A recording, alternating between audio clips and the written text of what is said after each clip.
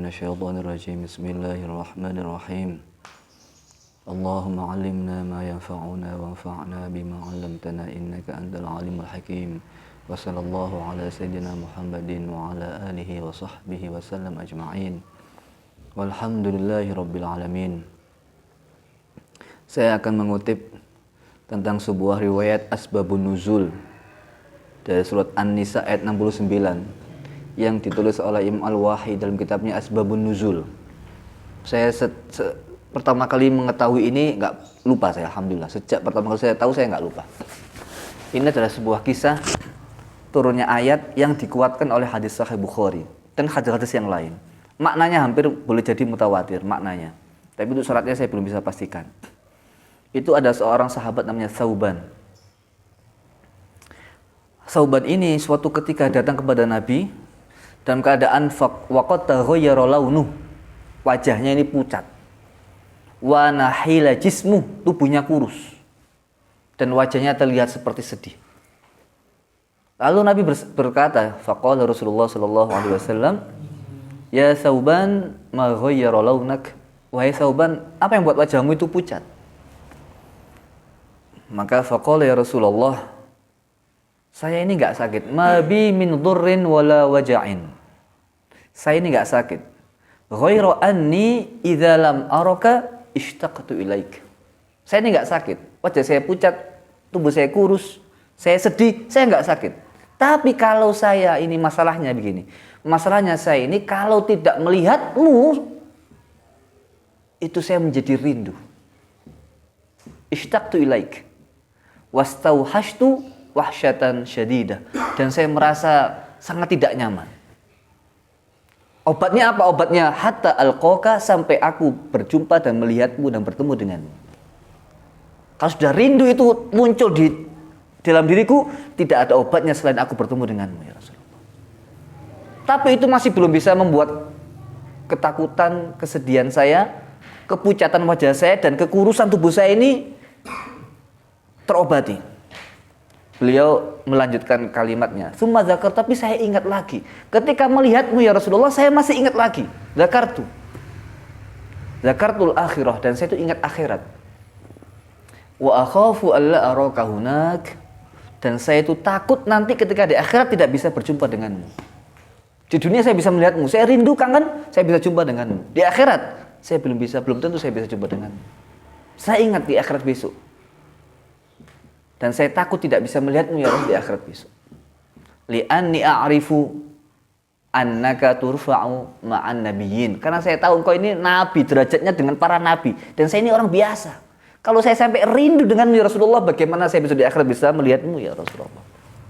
Sampai segitu pikirannya. Apa akhirnya beliau mengatakan?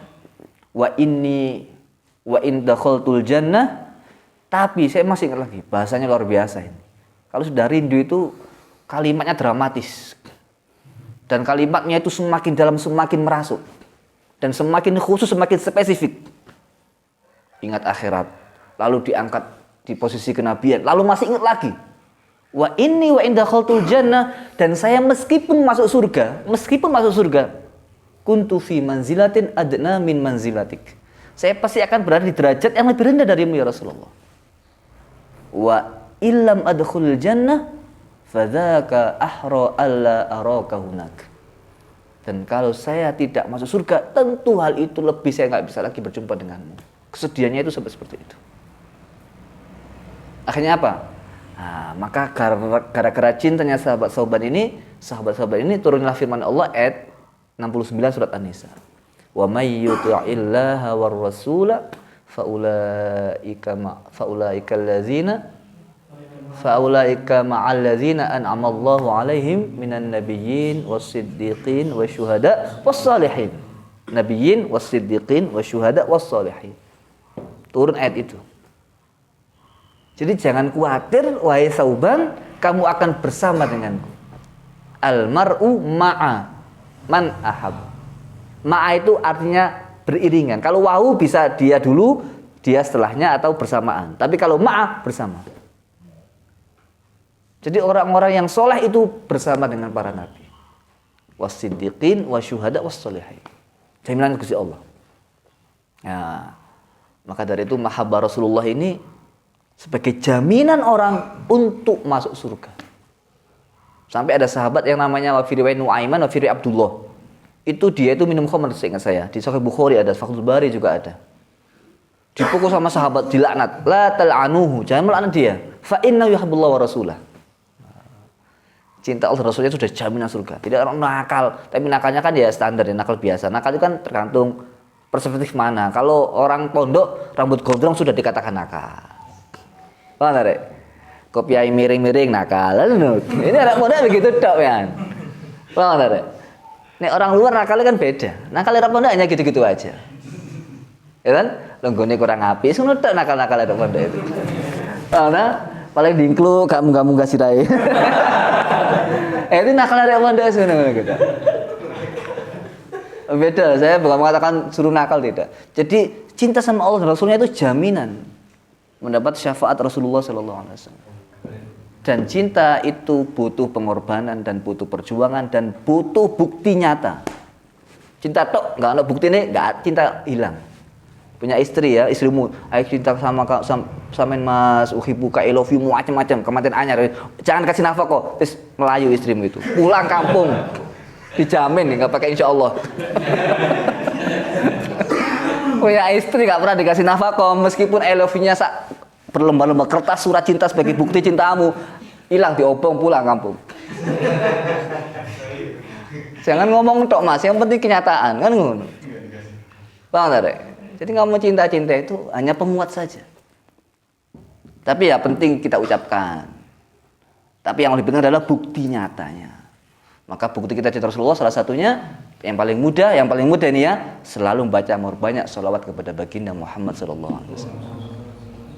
Yang terakhir, ini cerita ini sudah hampir sering saya dengar. Di Madura itu ada seorang nenek perempuan.